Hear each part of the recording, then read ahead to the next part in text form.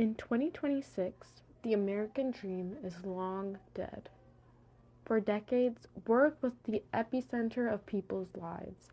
The American dream was built around the idea that hard work and financial stability would improve quality of life over time. In fact, one of the most common questions asked when meeting someone is, "What do you do for a living?" Work for many people is a foundational part of their lives. It is the center of their identity, stability, and relationships. Many spend years pursuing education and degrees for their careers, while others have family history tied to their jobs. Stable jobs shape entire communities. They create routines, friendships, and a sense of purpose in society. But what happens when those jobs disappear or begin to change? This is the central question explored in the play Sweat, a play that examines the emotional and social consequences of factory closures and economic decline in Reading, Pennsylvania. Although Sweat was written about factory workers in the early 2000s, its themes remain deeply relevant today. Modern technological changes, especially the rise of artificial intelligence, are reshaping workplaces across the world. AI is changing how companies operate, reducing the need for certain types of labor and creating uncertainty about the future of stable work. The rise of AI, inflation, and economic instability has caused many people to rethink what the American dream looks like today. Long gone are the days of a steady 9 to 5 landing you a house and nice cars to deck your driveway with. Instead, it is being replaced with the fear that your work may no longer be needed and could easily be replaced by something faster and way more efficient. In this podcast, I will explore how economic changes affects people and communities by connecting Sweat to the modern rise of AI in the workforce. They both reveal that when stable work disappears or changes, people lose more than just their income. Oftentimes, they lose their identity, trust, relationships, and their sense of belonging within a community. In Sweat, the factory represents far more than a paycheck. For many of the characters, working at Olsted's is part of their identity and legacy.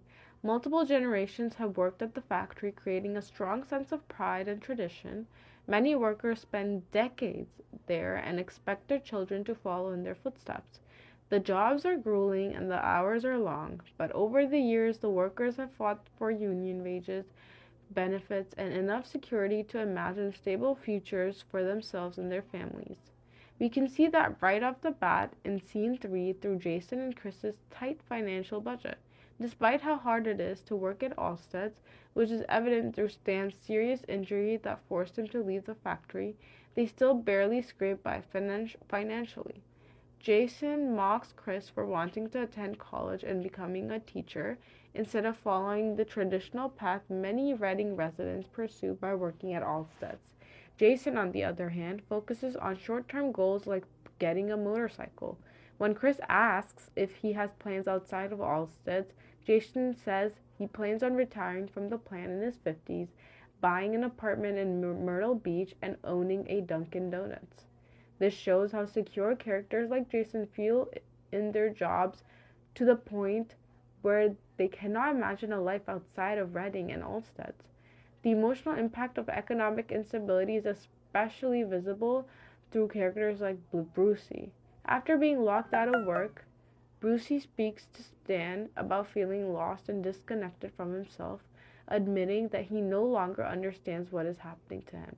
His struggles show that the loss of stable work and Sweat is not just financial, but psychological too. Without the routine, purpose, and identity attached to his labor, many of the characters begin feeling powerless and directionless within their own community. Meanwhile, the way Jason and Chris are portrayed in scene 3 gives a better understanding of their pre-prison relationship. They, like Tracy, Cynthia, and Jesse, are close friends who come to the bar to relax and escape the pressures of daily life. This brings me to my next point. One of the most tragic aspects of Sweat is watching economic pressure slowly strip away the characters' long-standing friendships and routines, such as celebrating birthdays at Stan's bar, sharing stories and laughing together. On Tracy's birthday, Cynthia talks about applying for a management position and is met with surprise and slight ridicule by both Tracy and Stan. There's a clear divide between floor workers and management, reinforced by comments such as, "Management is for them, not for us," by Tracy. This shows the strong divide between floor workers and management, where moving up in the company is seen as betraying the workers that are left behind on the floor. This is also highlighted by the headlines narrated before the dialogue in each scene. The headline about Forbes, who has $66 million of personal wealth in scene 3, is a stark contrast to the reality of the characters, who struggle just to get by. Some people continue getting richer while the working class struggles to survive. The headline highlights the growing wealth gap between the factory workers and the wealthy corporate world above them. The resentment between the workers slowly intensifies as conditions worsen. Instead of blaming Allsets for outsourcing labor, removing factory machines, and cutting jobs for economic gain, Tracy redirects her anger towards Cynthia and her promotion. She claims Cynthia's promotion was influenced by race rather than hard work and experience. While venting to Oscar, Tracy says, "I betcha they wanted a minority. I'm not prejudiced, but that's how things are going these days. I got eyes. They get tax breaks or something."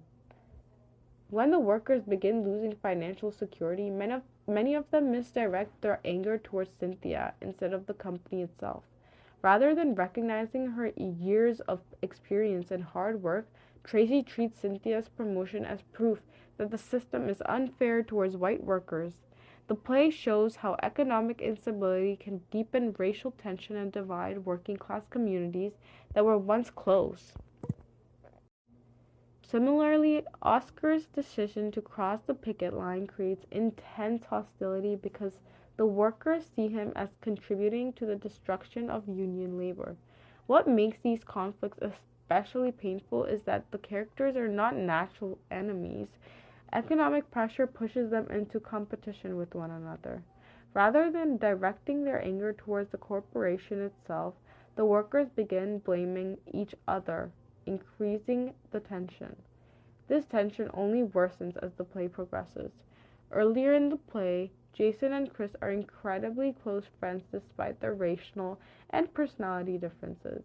But by the end of the play, both emerge from prison emotionally damaged and alienated from one another. Jason's white supremacist tattoos become a symbol of the resentment and hopelessness that slowly consumes the community over time. The play shows how economic hopelessness causes people to direct their anger towards other working class people instead of the corporations responsible for their suffering. The play also uses Stan's bar as a symbol of the community itself. Earlier scenes portray the bar as lively and comforting, filled with jokes, birthday celebrations, and routine. But once layoffs and strike tensions begin affecting the characters, the atmosphere becomes increasingly hostile and emotionally drained. Conversations that were once playful slowly become arguments filled with distrust and resentment. The gradual decline of the bar mirrors the collapse of solidarity within Reading itself, as economic pressure replaces friendship with competition and survival. One of the saddest parts of Sweat is watching the workers slowly lose their sense of unity. Earlier in the play, the union and Stan's bar bring people together, regardless of race or background. However, as the economy worsens, fear slowly replaces that sense of togetherness. The workers become so focused on surviving that they begin turning against one another. Instead of standing together against the company causing their problems, they stand against each other, specifically Tracy and Cynthia. By the end of the play, several characters have lost not only their jobs, but also their sense of purpose, identity, and connection to the surrounding community. In real life, AI isn't just replacing the small day-to-day tasks of writing emails and helping impudent students with their English assignments. It's actively changing the structures of work as we know it. MIT Sloan explains that AI can reshape the entire flow of work by changing how tasks are grouped, passed on, and divided between humans and their machines. What does this mean, you may ask? This means that companies don't always fire everyone for work to become unstable. They simply need to redesign the job until fewer people are needed or until workers have less say over their role, packages, and abilities compared to that of artificial intelligence. This connects to Sweat because Alstead does something quite similar. The workers aren't treated as people with a long legacy of previous generations building their workplace into what it is today. The loyalty afforded to this company and the dreams and aspirations their job at Alstead evokes within them of a brighter, stable, and secure future, none of this matters. Instead, the workers are treated as a price tag to be reduced. Just as AI allows companies to reorganize labor markets today, Alstead reorganizes its factory workers through layoffs, scapegoating, locking out workers, and replacing the labor force with people working for longer hours and less wages. Additionally, the OECD found that around 27% of jobs are in occupations at high risk of automation when AI and other technologies are considered.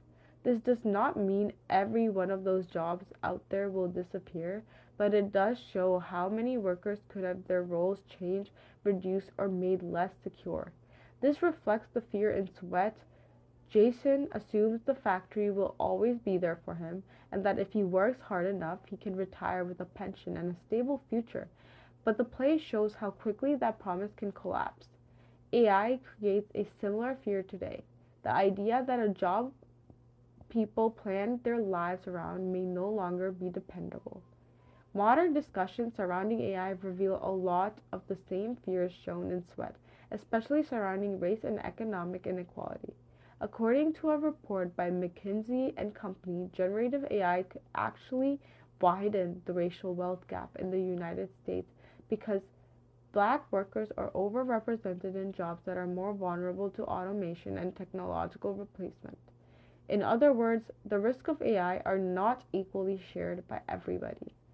This connects strongly to Sweat because the play shows how economic instability increases racial tension within working class communities.